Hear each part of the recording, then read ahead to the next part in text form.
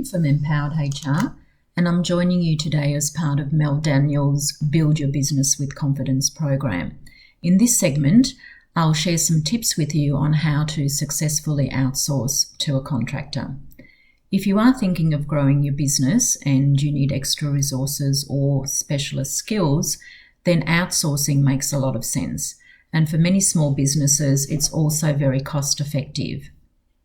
But before you do, please spend a little time to have a look at who you're going to be contracting with and do a little bit of due diligence, not just on whether the individual has the skills for what you're needing, but also have a look at their business model.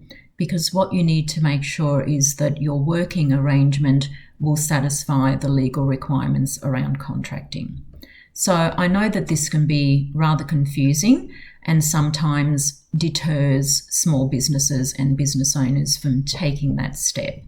But let me go through with you a few things you need to look at, and these things will really help you to take the risk out of outsourcing to a contractor and help you sort of set yourself up for success.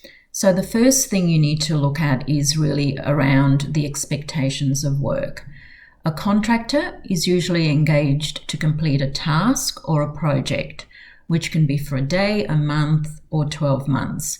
But the arrangement that you have in place will clearly outline what that task is and what work the contractor will complete for you. The second thing to keep in mind is the method of payment and the frequency of payment. So all contractors should and must have an ABN. Then they will invoice you for the work completed, either progressively through your project or at the end of a project. But all of that should be agreed upfront. Then all contractors should also provide their own equipment and tools, whether that's a laptop or a mobile or any other tools required to complete the work, should always be provided by the contractor. The hours of work and how the work is to be done should absolutely be at the discretion of the contractor so that it doesn't blur the lines around an employee versus a contractor. The contractor should have the discretion as to which days they'll perform the work, which hours of the day, and also how they will be performing the work, rather than you prescribing how that work needs to be completed.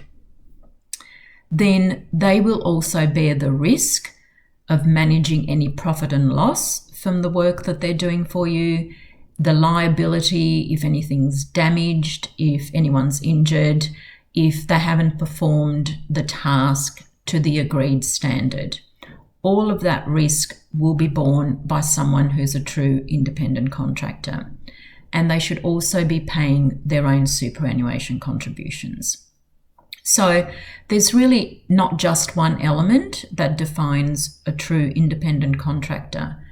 All contractors will probably have an ABN, but that alone doesn't satisfy all the other elements. So just make sure that when you're looking into who's the best fit for your business, that you also look at all of those elements. Then last but not least is that you put everything in writing. You should absolutely have a contractual arrangement, an agreement between your business and the contractor and his or her business. And make sure that all of the things that I've just mentioned are outlined there. So just to recap, your agreement will cover everything that we've talked about, such as the expectations of work. What's the task or what's the project that's going to be completed? The method of payment and how frequently. When will they be invoicing you? How frequently will they be invoicing you? Will it be at the end of a project or progressively? Make sure that it includes that the contractor will provide all of his or her tools and equipment to successfully complete the job, that they will have discretion as to when, which days, what hours the work is performed, that they will also bear the risk of any issues with the work that they're performing. So if it's running late, if anything's damaged, or if they're injured.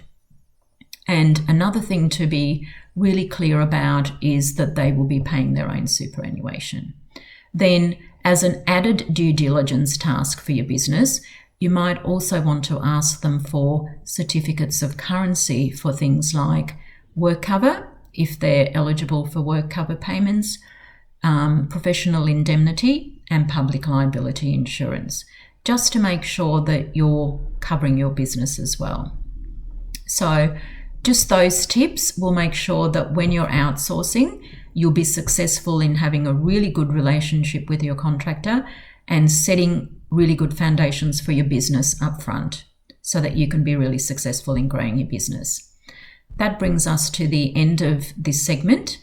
But if you would like any more tips on outsourcing, you can contact me on info@empoweredhr.com.au, or if you would like some help putting together your contractor agreement or discussions with your contractor or any other HR topic, we're offering a free 1-hour consultation as part of this program. You can also access our website at www.empoweredhr.com.au for more details around our services